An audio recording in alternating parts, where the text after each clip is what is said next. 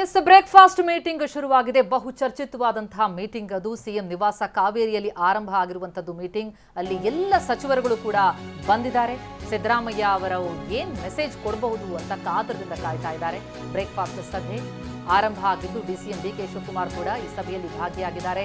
ಘಟಾನುಘಟಿ ಸಚಿವರೆಲ್ಲರೂ ಕೂಡ ಬಂದಿದ್ದು ಸತೀಶ್ ಜಾರಕಿಹೊಳಿ, ಎಂಬಿ ಪಾಟೀಲ್, ಈಶ್ವರ್ ಖಂಡ್ರೆ, ಸಂತೋಷ್ ಲಾಡ್, ಪ್ರಿಯಾಂಕ್ ಖರ್ಗೆ, ಬೋಸರಾಜು ಎಲ್ಲ ಸಚಿವರನ್ನ ಈಗ ಸಿಎಂ ಬ್ರೇಕ್ಫಾಸ್ಟ್ ಮೀಟಿಂಗ್ ಅಂತ ಕರೆದಿದ್ದಾರೆ.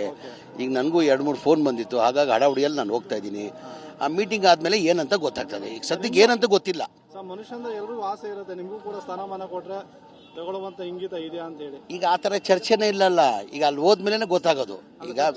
ಈಗ ಮೀಟಿಂಗ್ ಅಲ್ಲಿ ಹೋದ್ಮೇಲೆ ಗೊತ್ತಾಗ್ತದೆ ಏನಕ್ಕೆ ಮೀಟಿಂಗ್ ಕರೆದವ್ರು ಅಂತ ಹೇಳ್ಬಿಟ್ಟು ಯಾರಿಗೂ ಗೊತ್ತಿಲ್ಲ. ನಾನು ಭಾಳಷ್ಟು ಜನ ಸಚಿವರು, ಮಂತ್ರಿ, ಸ್ನೇಹಿತರಿಗೂ ಮಾತಾಡಿದೆ. ನಾನು ಇಲ್ಲ ಬರೀ ಬ್ರೇಕ್ಫಾಸ್ಟ್ ಮೀಟಿಂಗ್ ಕರೆದವ್ರೆ, ಏನಂತ ಗೊತ್ತಿಲ್ಲ ಅಂತ ನಮ್ಮ ಸ್ನೇಹಿತರಿಗೂ ಏನಂತ ಗೊತ್ತಿಲ್ಲ. ಅಲ್ಲಿ ಹೋದ್ಮೇಲೆ ಗೊತ್ತಾಗ್ತದೆ. ಗೊತ್ತಾದ್ಮೇಲೆ ನಿಮ್ಗೆ ತಿಳಿಸ್ತಿದ್ದಾರೆ. ಒಂದು ವೇಳೆ ಅವರು ಡಿಸಿಎಂ ಆಗಿ ಅಂತ ಹೇಳಿದ್ರೆ ಒಪ್ಕೋತೀರ ತಾವು?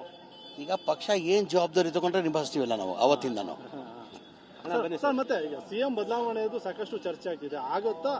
ಇಲ್ಲ, ಈಗ ಹೋದ್ಮೇಲೆ ಗೊತ್ತಾಗ್ತದೆ. ಅಲ್ಲಿ ಬನ್ನಿ, ಅಲ್ಲಿ ಹೇಳ್ತೀನಿ ನಾನು.